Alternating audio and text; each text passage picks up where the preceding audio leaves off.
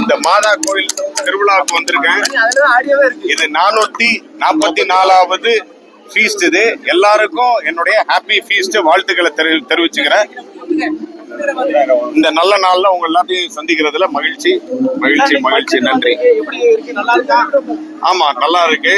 இப்போ இன்னும் எங்களுடைய அந்த மீன் வளம் மீனவர்களுக்கு உண்டான கோரிக்கை செஷன் இன்னும் வரல, சரிங்களா? அது வரும்போது நான் கண்டிப்பா என்ன ஏது அப்படின்றத, என்னென்ன திட்டங்கள் வச்சிருக்கு என்ன ஏதுன்றது உங்க எல்லாத்துக்குமே தெரியும்.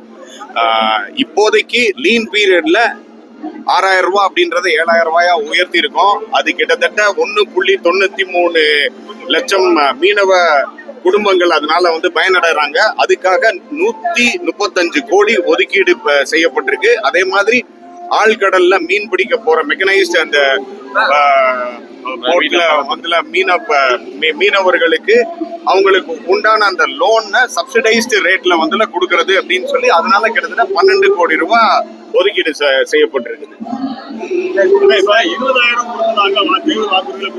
அது கண்டிப்பா கொடுப்பாங்க.